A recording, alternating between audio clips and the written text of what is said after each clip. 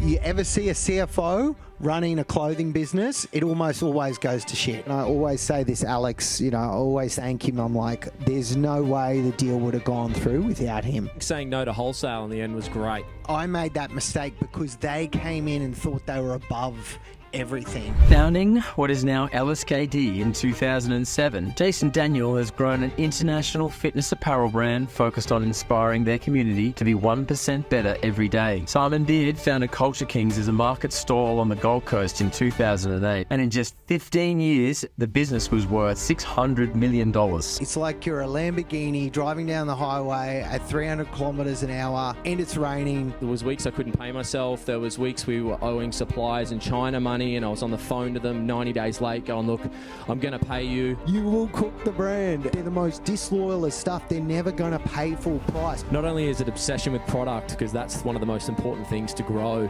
but it's culture, people. If I had to pay cash. And so a lot of it, like that Drake, the 200, it was 120,000 US, and got it in a Culture Kings duffel bag and gave him 120,000 US cash. Because I got so stitched on the exchange rates, it was really cost me over $200,000. All right. We've got the three gents in the building, all locked in on schedule. So, as I said, my name's Blake Bradford. Thank you so much for allowing me to share my story and get you warmed up for these three incredible men. I'm going to start with Lee. Lee from PNC Partners. We only met like 2 months ago, if that, which is pretty cool. And fortunately enough, he gave me the opportunity to come and warm you guys up today. But Lee is a special guy, and when we talk about that vision, and you guys are all here today, bringing that vision to life is a really incredible tool that Lee has, and I'm fortunate enough to be a part of today. So looking forward to hearing you talk it out with the men. Thanks, heaps. Secondly is Jason Daniel from LSKD. Also coming from a trade background, I believe. A real visionary and strong focus on chasing the vibe. Really keen to hear how he can articulate his story and help you find the importance of being a support person inside of organizations. I think it's been a long journey, so... And finding the CFO at like 18 or something, like 2018, so like 16 years into the business or something. Yeah, it was a long journey to find, and I didn't even know what a CFO did at the time, to be honest. So there you go. It's you don't know what you don't know. And lastly, Simon Beard, the co-founder of Culture Kings, one of Australia's biggest recommended retail brands. And has a cool story from growing up in Mount Isa and really just believing in himself and chasing that belief and bringing people along for the journey, I think is one of the coolest things I learned about Simon in preparation for today. So please give your three guests a round of applause and enjoy the morning. Well, guys, thanks so much for being here. Thanks, everyone, for coming this morning, and thanks for your patience. If it all went smoothly, it'd be boring, right? Look, the reason I wanted to host today, and thanks so much for being part of it, the reason I wanted to host today was because over the last year or so, we've started hiring more CFOs, and a couple of those clients have been into founder-led businesses. And as I talk to CFOs who are working for, say, professional CEOs, little more synergy happens with that relationship than a CFO reporting to a founder. And what I hear is founders have got all these crazy ideas. They like paying people 30 grand in cash at the back in the back door to get someone big name to come into the shop. And I don't suspect the accounting for those types of things is particularly easy to manage. There's funding issues along the way. There's all this crazy growth trajectory. There's investments in things that don't work, and for the normal cohort of, maybe the traditional cohort of accountants, are a little bit less risk adverse, and I guess find it harder to understand and connect with a founder. So I figured, let's get a couple of founders who have grown incredible businesses together and ask them questions as to how they've interacted with their CFOs, how the CFOs have interacted with them over the years, and go from there, really. So, Jason, can I ask you, Yep. was it that 16 years before you got Matt into your business, is that right? Yeah, yeah. And then at that time, what sort of size were you? So, I mean, it's a bit of a story, which I can share a little bit of it. Try not to go too long. I'll try and do the 5-minute version, but it was about 5 years in LKI's journey. We stopped growing, and we were stuck on about 3 million a year. Didn't really know. I was kind of doing a lot of different products. We were making life jackets, motocross gloves, motocross socks. We were doing lots of different products, and I'd kind of had the, typical accountant in the room telling me that, hey, you're not paying tax this year. And I'm like, great, this is, cool. I'm not paying tax. And he's like, you can spend more on marketing. And I'm like, oh, cool. Okay, this is good. And I didn't really know what I didn't know. And I'm like, okay, so what do I do next? And I'd kind of gone through this journey of not knowing a lot of things, but wanting to know. And 2015, I'd actually gone to a course called Landmark Forum, a 3-day self-development course. And I'd actually met another founder, the founder of Penny Skateboards. And it took me about 9 months to get a coffee with him. He didn't want to meet with me, finally did, became a really inspiring mentor. And through that period, I'd started to go on this book journey from the likes of Good to Great and really finding what we wanted to be best in the world at, which was women's leggings in the end. And it took us about 18 months to develop this one product. And predominantly being a wholesale business, we sold to a lot of major retailers, independent retailers, and places where you kind of had to sell to them the following season what they wanted and not what the community wanted.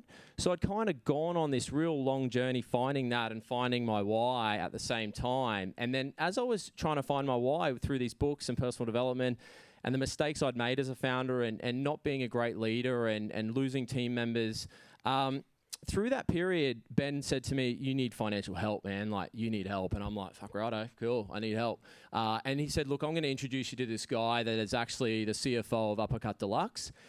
He was there part-time, and I said, great, I'll meet him. Like, I'm keen to learn.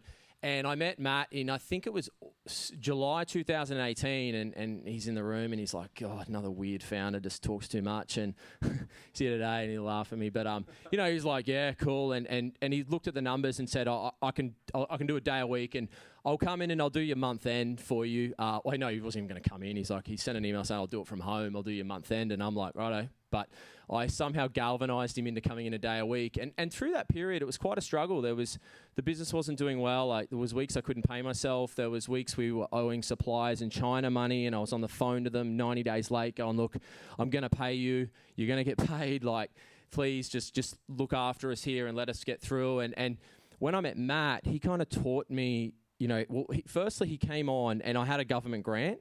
I might be going back and forth a bit, but I got a government grant of $20,000, and I said, Matt, I've got this government grant of 20 grand. Can you, and then if I chip in another 20, can you do a day a week for this? And he's like, yeah, okay. So he's then gone on to do a day a week with this government grant, because we didn't even know if we could afford that at the time. And I didn't actually know that Matt was really looking for his why. Like, he was on this journey trying to find his why, and he'd worked for a lot of different businesses that didn't have the best cultures. And I was on that same journey going, how do I rebuild this culture? How do I rebuild and create something bigger than ourselves with a mission, which is now to inspire people to be 1% better every day? And so it was just this perfect timing. And Matt would come in a day and he'd finish his work by 3. There wasn't much to do when you got a team of 12 and quite a small business. And I would call him up and say, hey, can we catch up? And we'd sit in the room for like 5 hours till 7 o'clock at night. And I'd just be talking to him about the business, going, hey, what do I do here? What do I do here? And almost having that discernment around me and that art and science. And I didn't really know what it even meant, but I was just like, he wanted to come on a journey.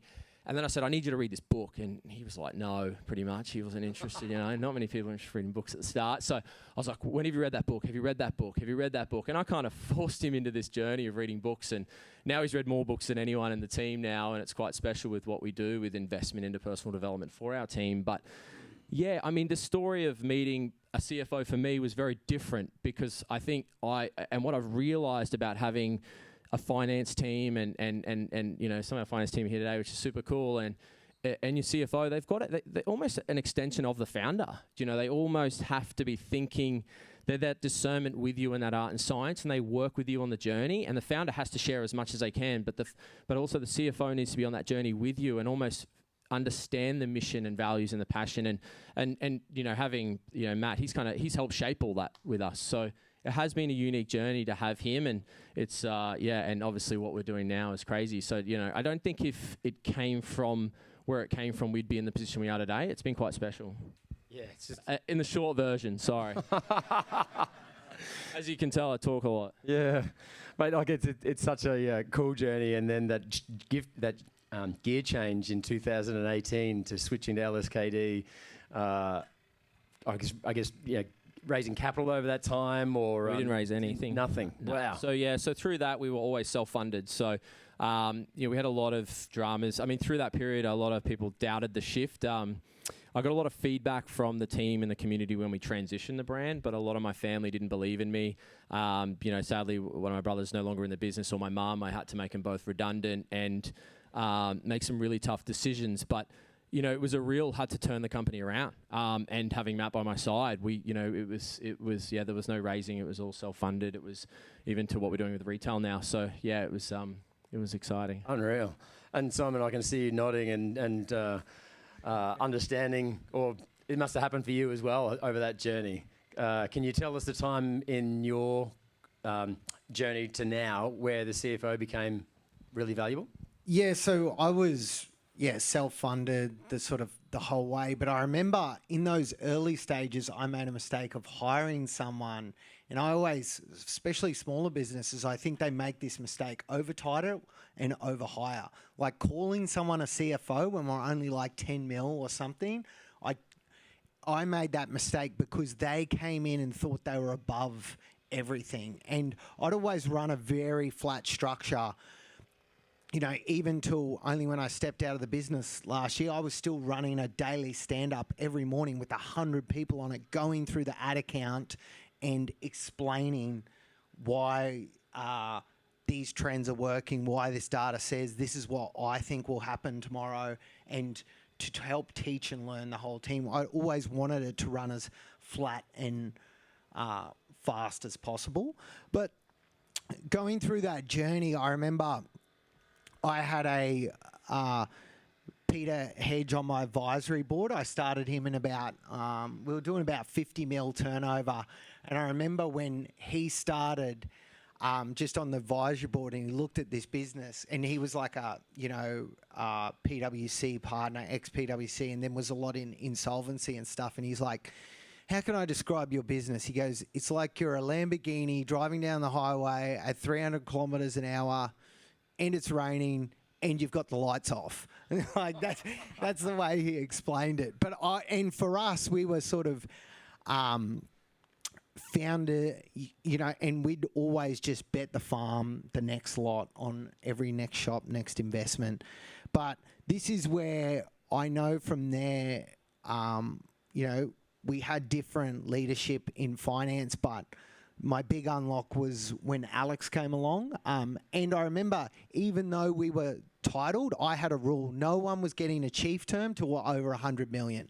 It was just like, you're not a freaking CFO, you're not CMO, because I'd had burnt through all these over titling the whole way. And I was just like, your financial controller, but, but this is the sort of, this is the salary, this is the part. And I just wanted us to really run. And even for myself, I would never call myself CEO until we were over 100 million. But that journey was awesome. Alex was amazing. And I suppose I really felt the deal. Like, where a CFO is so crucial, and especially where it's different with us, right? Remember, we're selling fashion. We're selling a feeling, a state, an emotion. When this is typically, if you ever see a CFO running a clothing business, it almost always goes to shit. Because and especially us, we can see from the outside, because you can see straight away as they don't get it, is that, but where a CFO can be so valuable is because, especially from the creative side, I always say, like guiding like creative, it's like the kite and string. You need to give them enough that they can fly, but you've got to be able to reel them back. And I always put it with Alex is what I wanted is the guardrail system. I sort of modeled it a lot from LVMH, Louis Vuitton, Moet Hennessy. But even if you look how they run their brands, almost the creative director so much runs the brand. But you have to have these guardrails in place. And that's where the CFO is so vital, where there's enough that you can swing for the fences and you've got to punt, but you've got those guardrails when you run too close. But that's where with Alex, when he came in, he was so awesome. And then I gave him the title of CFO, and then IT reported to him, which was so good to get that because he was much more developed in that area, and it was, could deal with all the developers and the frustration. And you talked a bit then about betting the farm and getting them to understand what you were doing on the creative side. Can you remember a time where you were like, oh, I don't know how he's going to feel about this? Is there any of those? Well, you said that, like I did a thing about it, but there was a lot of this, in those early days of influencer marketing, to work my way through the entourages and stuff, I had to pay cash and a lot of the stuff. And so a lot of it, like that Drake, the 200, it was 120,000 US, right? Which I had to get all that cash, cleaned out every money exchange from Brisbane to Coolangatta, and got it in a Culture Kings duffel bag and gave him 120,000 US cash. But because I got so stitched on the exchange rates, it was really cost me over $200,000. And then he said he wouldn't say anything on. No, yeah, and then because he just gives it to his boys, and then the duffel bag's gone, and then his other boy comes over and goes, "Oh yeah, he's not going to take any photos or video," and I was just freaked out. But I still got it. I used my sales skills and got it in the end, and it was worth probably, at least 20 million, I reckon. Yeah, that wow. paid. Just because it was so vital in our top of funnel, and this is part where a CFO, for them to understand is the brand awareness part. It's so easy, like sometimes when CFOs come in on the marketing side and try and look and like, oh, well, this is the ROAS, just spend all here, where there's all this, it starts with awareness, and then it's consideration, and then you close them down the bottom. But you have to build, and this is what I always had, is this top of funnel in our marketing, is that you ever got hit with the video where it was like Drake saying Culture King, Shaq, Hasbulla, and it's not anything referenced, just really fast, but Culture Kings, this top of funnel that was just sprayed for video views, and I would always leave that on. And as much as people go, oh, we need a wheel back budget, can we turn that off? I'm like, no one touch it. Like, it stays on, exclude everyone in the audience, so it would only hit new customers, but it would plant the seed. And then, but that's a perfect example when we went public, and part of the thing of having a holding company and the stuff in the US, their first thing trying to save money and, turn this, I'm like, no, it's like, and that's where we got in a lot of fights. But it's because of the branding part is you've got to understand there's a map to purchase, and a lot of that is, you can't directly correlate it on the data. You can get pretty close, but it's a gut too. Jason, did you have any of those times where you bet the farm and thought, the financial model just won't support this idea? Yeah, all the time. For a very long time. For the last 20 years, I suppose. And I think, similar, what Simon said, sometimes Matt was pushing us, he's like, hang on, because obviously I'd grown with the brand and I was inspired by what Simon did at CK it was phenomenal. And because the brand wasn't growing, and I was kind of told that it was not doing well, and my family kind of didn't believe in me and the things I went through, I was like, hang on, I want to be smart here and build something sustainable. So I remember Matt said to me in June 2019, it was June 2019, and he's like, hey, you got 40 grand to spend. Go and find something to do with this that's going to make it worthwhile. And I'm like, great, I'll go spend this. Yeah. And we signed athletes and influencers. So it was almost the opposite, where I was always really cautious with money because we hadn't grown. So to have someone like Matt going, you need to spend that, and then obviously I've kind of brought Matt on the journey where he spends time in the marketing department, he spends time in the digital department, with the community department, with with everything that we're doing around there, because we truly believe, what you need to do from a brand perspective. Like, what Simon just said, we've really focused on community and brand and the investment into that. I mean, we bought a double-decker bus, and put that thing on the road, and it's currently dead, caught on fire. So it's hopefully going to come back to life soon. But, that was all a part of the plan, and there was no hole. It was more like, this is smart. It actually turned into a retail store and was actually becoming a break-even marketing model. And so, from betting the farm, we've done it every year. We're funding retail stores right now and giving it a real crack, So, but really trying to do it from a community standpoint and build brand long term and really build something from, a mission and values and try and create something bigger than ourselves, but tie it back to best in the world product with fabric, fit and function. So, we're on it right now and on that journey. So getting that message into the mind of the CFO, how can you give me one of you, either of you? I'm sorry not to be specific there. Can you give me an idea of how you've communicated that to a CFO over the years, and how have you got them to understand exactly what's in your mind and how, and then they might be able to help you implement it? I've only ever had one, so a bit different as Simon. So I didn't really. We're different. Like we invest $2,200 per team member. We pay for everyone's Audible account. We on board with about 8 audio books. We pay for Landmark Forum. We have a personal development coach that works on HBDI, Myers-Briggs. We do 1% better training. Sherry. Yep, Shez, amazing. So we've really built we're very. I brought Matt on the journey, and he kind of came on it when I needed it, and then Matt had almost really pushed the books as well and said, how do we build something where we recruit on books and we invest in our team for the long term and really invest in their personal development. So my journey's been a little bit different because it was kind of, and I'm very thankful for that. So I think if you're looking in any team member, not just a CFO, you need to bring them on a journey. And what does your business stand for? What is your why? What's the culture you want to create? Because I think for us, it was, we wanted to create the mission internally first before it bled out. And the mistakes I'd made from being a carpenter and working on a job site and a bit rough and coming into an office environment, I made every mistake under the sun with having team members leave. I was quite rude and I wasn't listening to the team. So I had to go through this journey, which went on for 8-9 years, which, and I was in my early 20s. This started when I was a teenager. So I was just really lucky. But I think regardless of a CFO, you got to take them on a journey. You got to share, you got to try and bring them involved in the why so they know how to make great decisions. That's my take on it. Can you remember the story you had to tell, Simon?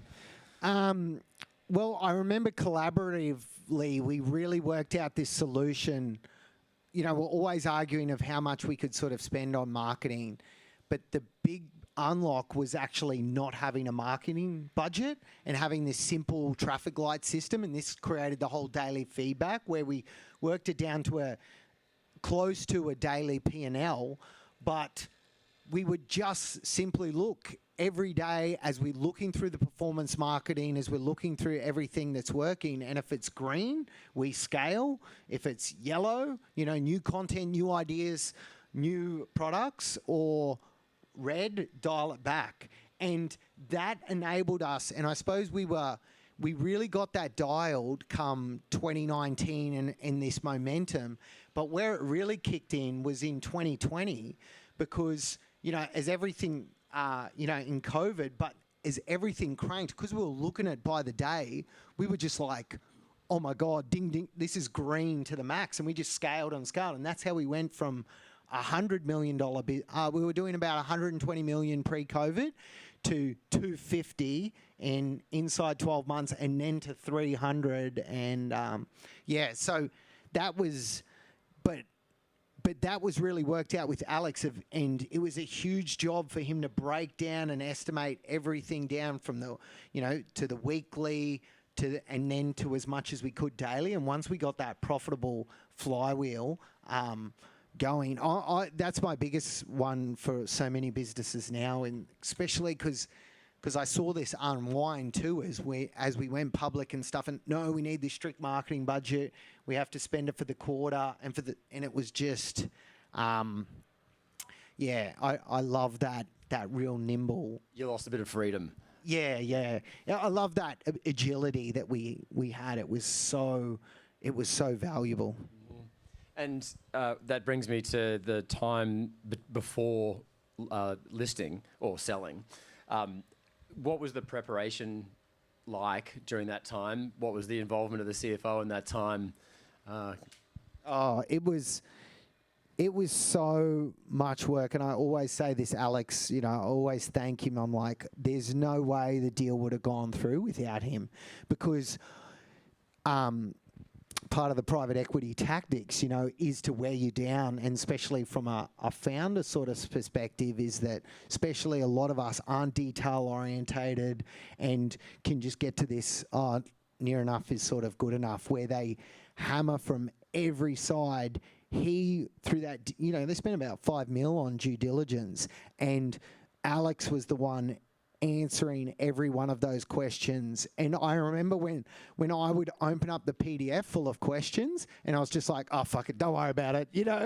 We were still, we were 50 million EBITDA, making $1 million a week. Fuck it, don't worry about it. Keep rolling.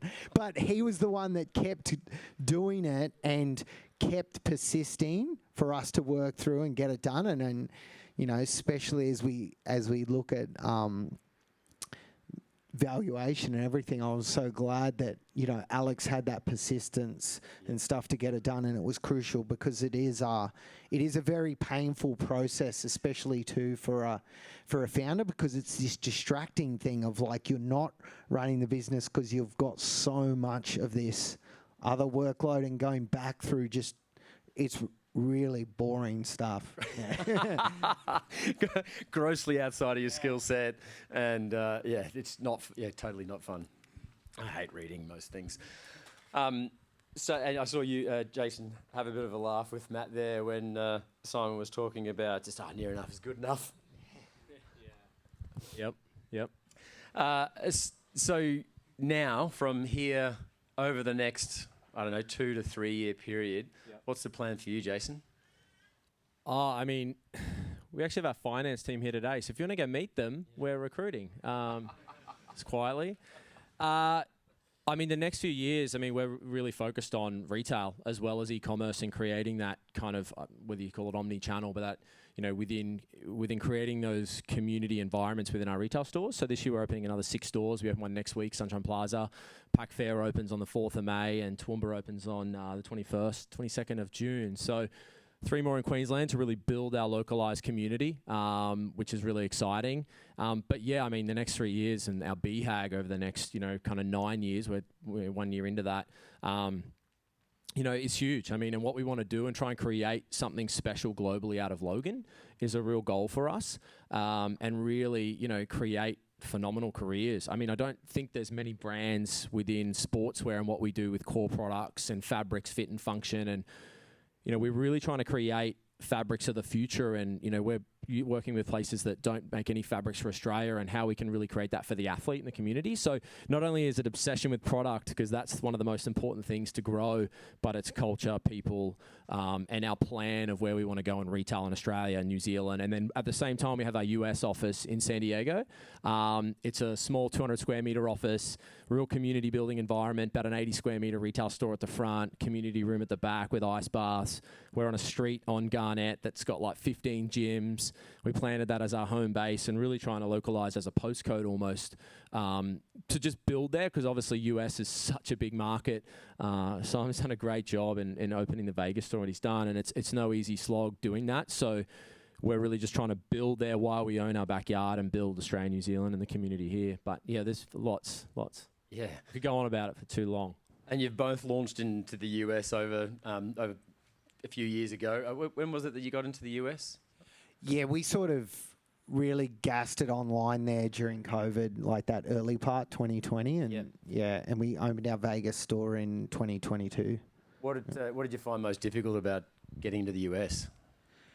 Well, especially opening that Vegas store, and it would have been good. Peter looks like he's had a few of those. Just, you cannot believe the red tape there. It's unbelievable when on that Vegas store, just some just how long the fit out and how much it cost and the overrun and just it was a lot harder to sort of do business. Like even in Vegas, a story is like the rubbish removals owned by the mob still, right? So when we demolished the store to get rid of it, there's only one company that quotes it. It was $1 million to get rid of it. And it's like, no, we just want to throw this out. This is not to build the store. It's like, no, it was $1 million because there's only one company. And it's like run by, and it was just like, oh, that was our welcome to our Vegas start. So we're already way over on the. Give him a bag of cash. Yeah, I should have. If we were still private, I would have figured another way around it. But once you're public, it's SOX compliance. It's just such a party pooper. I should have mentioned that Pete, who was going to sit there, he's stuck in the US. A bit of a delay opening one of the stores over there, or the shop, the gyms over there. So unfortunately, couldn't make it back for the session today. Simon, I didn't get to ask you, what's the next 2-3 years focus for you now? Yeah, so when I stepped out, I didn't really like the public company life, and it is this thing as an entrepreneur too. It is when you do sell majority stake, and you don't, it was a real harsh realizes you're not an entrepreneur anymore. You're just an employee. And I always had a goal in my life, and I wrote down in grade 10 just to never work a job my whole life. And then I was like, what am I doing? I've got all this cash, I can invest it. And so I stepped away. But my more part I really want to do is this. Like, I want to sort of be against the grain of that corporate bureaucracy and slow it down. And I really believe these smaller e-com brands that I really love and passionate, and how I can just help them scale. Like, you can just get to like 50 mil with like 6 people now. It is mind blowing. In as much as everyone says like you can just run the feedbacks and stuff so tight, and it's like any of the CFOs teams, if you've got marketing teams and they're doing the same work now, and you had the same staff like a year or 2 ago, like they are stitching you up. Like, because of the they should be getting out twice the productivity, if not 3 times, just because of the innovations that have come out and how much it's changed. And this will continue, I think, across a lot of industries. You look at the Klarna, and they're wiping out 700 jobs through their chatbot. Like, there's going to be so much of this opportunity to run tighter, leaner, and really get that feedback loop so fast spinning and bringing that in-house. That's what I sort of, I love all this AI stuff, and I really want to lean into helping these small ones, but build like still $50 million positive cash flow businesses that are with like 5 or 6 people. That's my sort of like creative fun and fulfillment. I really, that's my sort of goal. Yeah, awesome. Was there any stories that you'd kind of planned to talk about this morning that I haven't asked you or opened it up for? I think from a CFO perspective, I think Matt was part-time until 2021, 2022. So when you went back and said that about... So Matt, so I can't remember the year, but I think it was 2021. He'd probably tell me after. But it was quite a few years before he went full-time. So, through all the growth, we actually didn't have a full-time CFO and did do more with less, essentially, and find a better way to do it. Is a better way to do it, find it, which is one of our values. But yeah, so that was something I probably missed sharing it was really good because we couldn't have had someone like that full-time, and for him to come on that journey a day a week, then 2 days and 3 days, and he actually had another job as well at the same time. And then finally we could get him across, which was great. But he wasn't full time at the start for a few years. Yeah, nice one. Well, I mean, I've asked the questions I wanted to ask, I think, and thanks so much for sharing. Is there anyone that's got any questions that have come out of this morning or that you were hoping to ask? Chad. Hi, there you go. Thank you. Thanks for sharing your journey. It's been really interesting. Just a question maybe for Lee and both of you. If you were to hire a CFO today, and it sounded like, what was really important to you was like a thought partner. How do you get that through recruitment, that traditional, like if you're doing an hour interview, it's really hard to build that sort of relationship. So what tactics would you use now to find that CFO as a thought partner? Well, how I jump in early is a lot of companies are moving towards trying to do online interviews, even at the CFO level, having a TV screen in between you and the other person, and trying to build a connection with them to see if they're going to help run the finances of a $80, $100, $200 million business. Like, I would be spending weeks with that person before investing in them. And so I think the first thing's got to be actually sitting down with somebody and unpacking them, getting them through the answers that they've prepared to actually get to know the person. And that takes, in my opinion, 2, 3, 4 hours, maybe in the one session, maybe in several sessions. But it wouldn't be a 1-2 done kind of process. It would be a longer one, and it would absolutely be face-to-face. I'd never want Teams mentioned in any interview. It's a great question. If we're using a recruitment agency, I would make them follow our operating principles of how we recruit. And there's a process in that of, coming on the journey with books. And if they're not interested in reading books, this is in going on a learning journey. It's probably not the business for them. So I would actually have them as an extension and follow kind of our operating principles of how we recruit and onboard and find new teammates. And that's something we've been working on over the last, 4 or 5 years to constantly improve. But I would make sure they'd have to follow that to understand the recruitment process to find, the ideal team player. Yeah, and for me, I'm especially for a CFO role, so I always get them to do this Principles U personality test. It's Ray Dalio and Adam Grant created. It's free, but it's better than a 10 grand miles. Anyone, it's the best. But I would get them to do that and really make sure that they're really high on detailed and reliable. Like, that's their thing, is they've got to be that strength where I'm not. And especially for that role. So once I would go through that personality, then I would, I would just go through the interviews, talk about what companies do they admire and why, what's stuff that they've seen that they've really been inspired by. Like, ideally, who do they have in their head? Like, when I grow up, I want to be like Michael Rubin, or whatever it is, whoever it is that they want to be. That's how I would unpack it, and just get that feel. But I suppose the thing is, in going, and especially going through the deal process, I'm like, the amount I learned through that, and I know with Alex and myself, it was just so mind-blowing. And it was like, someone that's gone through that or has that sort of experience, if you get the chance to get that experience, I would 100% grab it, because the knowledge, it just really opened up my world. That's when I went through it. I'm just like, oh man, I want to own my own private equity firm when I'm older. This would be so fun, buying all these companies, working out the way to add value. It's just the ultimate fun for me. So, but I would recommend anyone, if they get the chance to get that experience, it's just so vital. I think I'll just add one other thing. I think I'd look for somebody that was trying to get into my head. If I'm the founder of a bigger business like these guys have got, I'd want them trying to get in my head, trying to understand my biggest pains and problems and that sort of stuff, and be that sparring partner in the interview process before they've even got to dig into the financial numbers.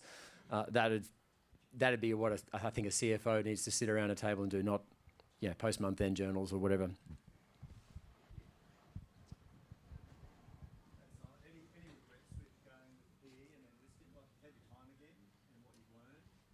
Right at the death, I actually got an offer from one of the sneaker dinosaurs to sell for $850 million, all cash, but for 100%.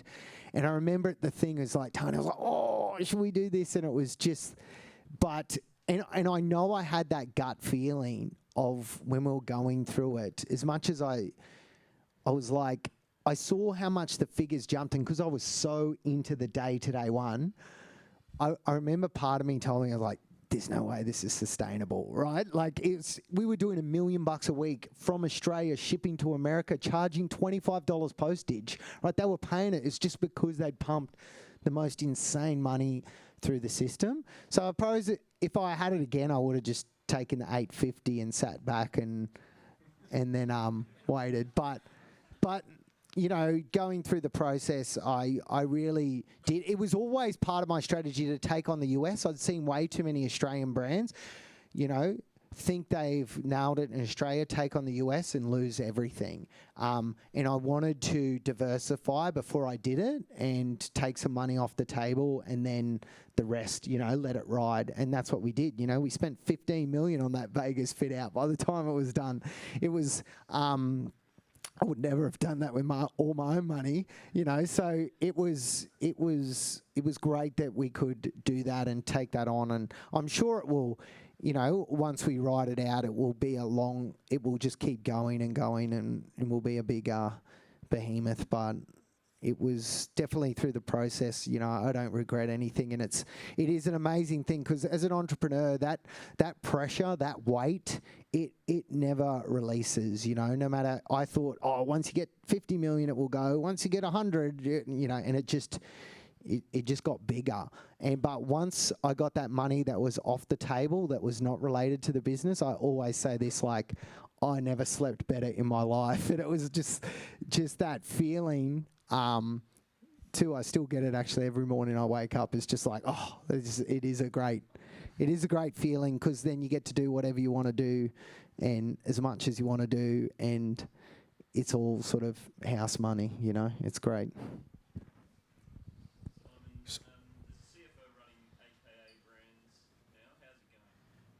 Is this recorded? No.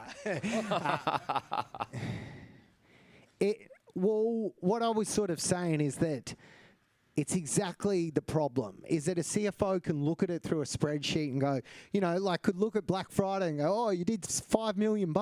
Sweet, do it again in December. Sweet, do it again in January. And it's like, no, you will cook the brand. And that's unfortunately one of the biggest things is, you know, and understanding, teaching my CFO, you know, fashion, it's a pyramid. Louis Vuitton's at the top. The higher you go up, the less customers there are. And, you know, you go right down to, say, Kmart or Walmart or whatever at the bottom. But when you discount, you get that customer underneath. They're not actually your customer. And they're the most disloyal as stuff. They're never going to pay full price. But then your full price guy goes, oh, that guy's wearing it now. I don't want to wear it. And it's just this doom loop. And I as much as I tried to stand up for that, and, you know, it is this thing, is that in the fashion, it's just not all an Excel sheet and numbers in it. You have to always bring it back to the first principles, is you're selling a feeling, emotion. You know, what Bernard Arnault talks about, the desirability of the brand and how you measure it. It's about increasing the desirability. It's about demand creation. And that is something that's I just feel that in that sort of thing, a lot of them have come from that Walmart sort of thing, and it's just different. And yeah, I wish I could change it, but, you know, I sold it. Rise of e-commerce is pretty awesome, but I think it's quite daunting. There's behemoths and there's all this noise. When you're starting out, do you look at a product and then a way to commercialize it, or what the market's doing, and then find a product? Or if you don't have a lot of capital, where do you start? You do have a lot of capital, but where would you start if you didn't? Start at the customer value. What is the customer value, the customer persona, and the trend? Because you're right, you were talking about the trend. You've got to see where all those three intercept. That's where you start. And then it's just about pricing, like the pyramid. Where do you want to sit? Good, better, best, you know? Do you want to be a luxury and sell on this emotion feeling? Do you want it to be mass market and you're going to be able to cut it? Or somewhere in the middle, which normally a lot of us has to go for. And then you've just got to, well, I'm explaining the whole sort of flywheel, but then there's the supply chain optimization. But it's starting where that customer values the persona and the trend, and all three overlap. And I sort of got this process, and you do it to exercise it. But once you nail that, it's like, oh, you're on. Yeah.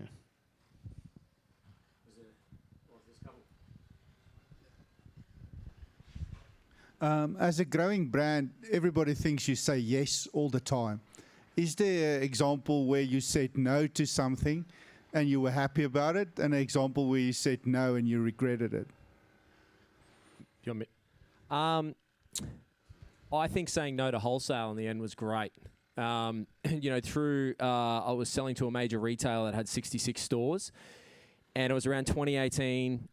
They actually pretty much cancelled all our summer orders, and I'm like, oh fuck, how am I going to make payroll this week? Like when it comes to it, and it was they were 30% of our business. So having that wholesale business was really stressful. So being able to say no the following year, and we were on this journey to really try and build, I suppose, a D2C brand, and inspired, like I said, by Simon and these other global brands and what they've done. How did we do it in our space within functional fitness? So saying no was scary, but then getting a call up 6 months later saying, hey, we want to buy you, make hay while the sun shines, let's go. And I'm like, look, no, it wasn't in a way. It was very, very politely, but I think that was a really bittersweet moment to be able to say no by stopping doing it and then getting the call up saying we want you. You're hot now, and it was like, no, we're staying true to this, and we're gonna stick the path out of building a brand that we think is really special for long term. So that was it. I used to say yes to a lot of things. I thought every market was going to be big. The life jackets, let's go. Let's make life jackets. Motocross gloves, let's make that. Let's make sportswear. I was selling to all different channels. Water sports accounts, motorcycle accounts, sports street accounts, wholesale, indent, 13 months development. I was doing all of it. So I learned to have to say no more because I almost got to make every single product category and learn what not to do. And I was lucky I was in my 20s when I was doing it. So I used to say yes to a lot, and I thought, no, you got to say no more so you can focus on what matters. Cheers, man. There can be a healthy tension between the CFO and founder. Have you found yourself having to make captain calls, and how do you manage that conflict sometimes? I love the pushback. There's nothing worse than just getting everyone like yes men and agreeing to you, and I love that healthy tension. But sometimes it does have to be that gut call where especially where you're protecting the brand. I always talk about the brand. It's earned in drips and lost in buckets. And it's even for me, when we had sort of age stock problems, I was like, I wanted to be like Louis Vuitton and just burn it all, right? It's like, you can do a warehouse sale, you can do this, but every part of that still just lowers the desirability of the brand. But it is, I've definitely had to make those captain's calls at time, but it's because usually I've got that long brand vision in mind. I'm always open for debate. I think you need that throughout the entire office, like radical candor and pushback. And Simon pretty much said it. You don't want yes people within the office and your team. You want people to be able to push back and give their opinion and discernment on a situation and create that not only from a CFO but through the whole company. I think that's part of why we invest so much into personal development, is to create that environment where it's not an environment where it's about saying yes to things and they're not scared to speak up and give an opinion, because you don't know what you don't know, and you might have to make the final call at the end of the day, but get the most amount of feedback possible in the positive and negative. So and every situation is different, I suppose, in business, but I like debate. It's fun. Yeah, and so sorry, one more. What are you reading at the moment? I'm just jumped back on BE 2.0 again. I don't know if anyone's listened to BE 2.0 by Jim Collins. Beyond Entrepreneurship. The leadership chapter is next level. So I always go back to that leadership chapter, but I'm actually also listening to the Founders Podcast. Has anyone done that before? Yeah. So I'm really enjoying the Founders Podcast as well. So I kind of jump and do that, and then I'll go back to a book. We actually have on our website, when you click on the community tab, there's a library section, and we share all our books that we all read as a team. So there's quite a few books on there if you want to jump on. But I do go back and read books a lot. Probably the number one book that really changed everything for me was The Founder of Lululemon. That book by Chip Wilson was just phenomenal. I've read it more than 10 times, and his journey with a brand before Lululemon is what I was inspired by, because I was on that similar journey. I just related to it so much, and I just read every single book he recommended, and 5 years later I was lucky enough to spend the day with him, so it was super cool. So Yeah, I mean, I go back and read books all the time because you read a book at, I think I got inspired by this guy because he did it at 1.5 speed and then he's at 2 speed. So I've gone, okay, I better go to 2 speed.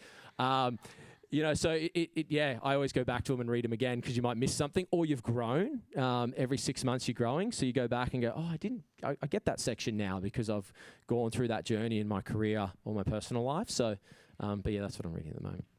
And that branding podcast, Jason actually put it on me on Hermes, is really good. If, I'm talking a lot about branding and especially from the CF to understand that art side. Yeah, it's the Acquired podcast on Hermes. It's 4 hours, but oh my God. The one I seen you? Yeah. It's definitely, you can understand a lot about the magic and creativity there and how they've been able to do it. It's really good. Hi. First, I'll start off by saying thank you for sharing all your insights and experience. My name is Dylan Hartman. I'm a co-founder of AccuDocs. We're a tech platform aimed at streamlining global immigration by automating document translation services using AI and all that kind of stuff. We just went over to the States in November, got the green light to go into there. So our devs are currently doing the US iteration. We've got a couple of months left till it's ready. I want to hear from both of you guys, what kind of warnings would you give a founder going back into the States? Like, what lessons have you learned? You talked about, Simon, the red tape and the mafia and stuff like that. But what 3 things would you warn someone before going to the States? Thanks.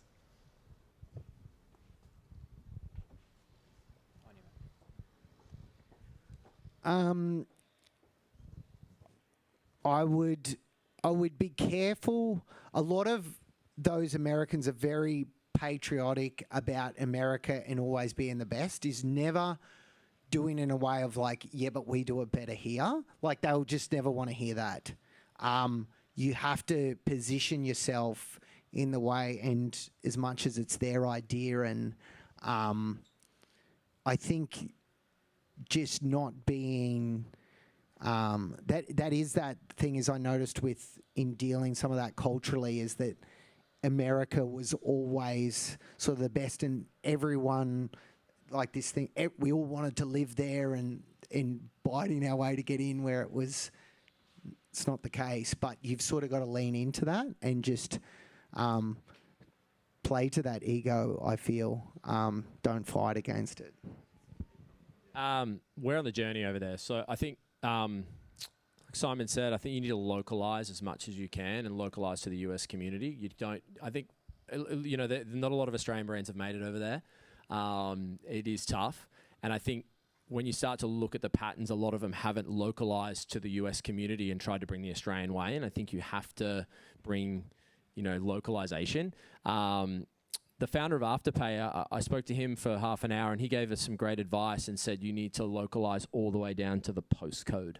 Nick Molnar said, like, the zip code. Yeah, there you go. So down to the zip code. So like that tiny location is where you should own first. Don't try and be everything everywhere because it's just so big.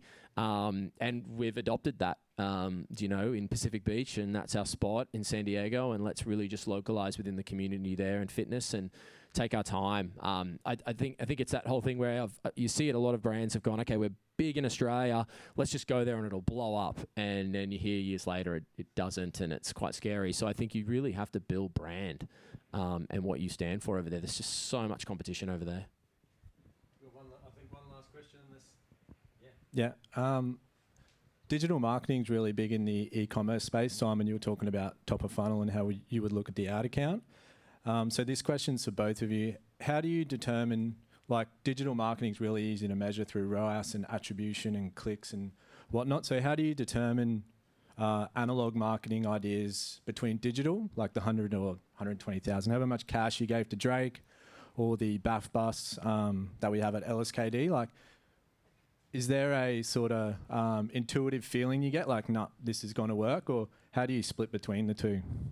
So, like the 120,000 US I gave to Drake, I was giving him that money because I knew his footage in the hype reel that we still run to this day, how many years later, would drop the CPM, drop the cost. So as much as so much of the outdoor analog is content creation that you feed back to social. So that's an important thing, is when someone like, how's it worth it to say in Drake shopped here? It's like he's in this top of funnel that has this brand represent Drake Culture Kings.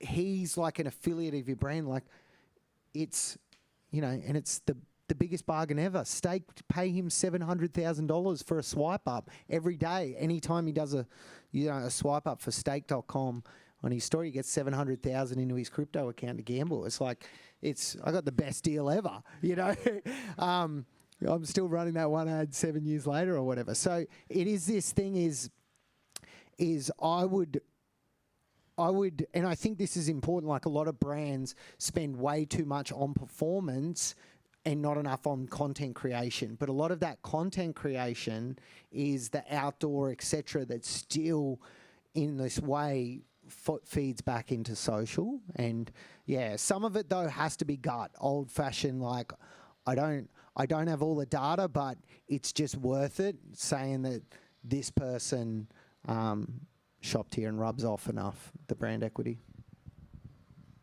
Thanks for the question, Nick. Very similar to what Simon said, and I think, we when COVID hit, it was like digital marketing was on a heater, and you knew you could spend a lot on it. And I was running the ad account in 2020 as well, so I was super passionate about media buying and understanding content and what was driving it to what product we had and what we needed, so we could build the brand to reinvest. But over the last, I suppose, 4 years, we've really cut back and focused on brand. As soon as travel came back, we were into events. And really for us, I mean, it's like the example of Drake. Ours is within functional fitness communities, run clubs, and really just being a part of that community and how we have our teams on the ground within those communities, creating great relationships and trying to inspire them to be 1% better every day. So we really try and create that. And then the BAF bus, I mean, for us, it was a feeling. But also knowing the content we could create from this bus and being in local communities, especially in regional where they don't get, where they always go to the cities. But we were like, if we could take this to regional towns, we pop up. There was a recovery station upstairs. Downstairs was a retail store. It was just this great, fun idea that communities would appreciate when we showed up with this big double-decker bus. I think the team struggled because at top speed of 75 Ks, no air conditioning, 50 years old, and it was it was tough. They burnt out pretty quick. But what it's done and the learnings we've got from that to then keep finding ways to build community offline, which then, in my opinion, helps us through digital marketing and helps you when you are doing ads. What we're doing with retail and brand and events helps grow, and you can have a lower CAC and CPM and acquire community cheaper. Cool. Thanks. Cheers. Go ahead. No, go ahead. Simon, you mentioned LVMH a couple of times, and I think you even mentioned you modelled a lot of the aspects of your business on it. Is there anything that you either tried to do that didn't, like it is a very different business, right? They intentionally restricted supply, they destroy inventory. Is there anything you tried to do that didn't work, and is there any other aspects of the business that you haven't talked about that were sort of fundamental to the success? Well, I suppose I never tried to be luxury, but I tried to take from luxury and pull down. And that was always where streetwear, where I fell in love with it, was it was a Crooks and Castles t-shirt, which was basically the Versace logo with the bandana over the top. And it was like, oh, it's just so cool because it's sort of like, it's like Versace, but it's like F you to Versace at the same time. And that's always been the streetwear vibe. And that's what I always took, is like, well, how do we take from this how do we like take and pull it down in this cool way? And so some of those, and definitely, towed the line on a few trademarks at times, and that definitely, some came back to bite us, and how much you could take and warp it. But it was part of the ethos of streetwear, and we've always tried to keep that as but there's just so much to study. Like the best way to actually study Bernard Arnault is from the finance side, because it's actually like a private equity firm, LVMH, that just never sold. And how he was able to acquire these brands and the voting rights over the time. There's another great Acquired podcast of it. He explains it like the Russian dolls, you know, of all the ones in, and it's just, that's actually the real genius of it. But then just putting in the strict brand guidelines to remember to keep desirability and think long term and not. That's why it's just such a, it's just such a behemoth, and we'll just keep going to be, you know, it is. It's iconic. I mean, sorry. Just, I reckon a big part of keeping that desirability is sort of maintaining that exclusivity, right? So they intentionally ensure demand remains above supply. And it's like, I guess that's harder to do with a streetwear brand, isn't it? Yeah, but there's ways. We would call it running intentional sold out. So running ads where it deliberately says something sold out. People don't value what they don't fight for. Was a big lesson from that. But actually, when they signed up, you know, sign up for when it's back in stock. It was actually a triggered email. Oh, you wouldn't believe your luck. You know, we've got a pin code. You can buy one. We actually sold about $3 million worth of it through that one flow. But it's the thing, people don't value what they don't fight for. So I suppose it's, and this is if you listen to the Hermes one, the Birkin bag, right? It's never, you have to buy so much to be able to get access to it, and how they present it and all the ways that just create this emotion and magic to it. That's part of it. And I just always bring it back to its first principles. People are buying a feeling, a state, an emotion. Otherwise, we'd all just shop at Kmart, right? That's the only way fashion exists, is because of that emotion that's attached to it. And you have to break it down to that and remember everything, like, is it attaching that right emotion that you need? All right. Well, good chat. Thanks, guys, so much for putting up the time this morning. You're both, I know, incredibly busy.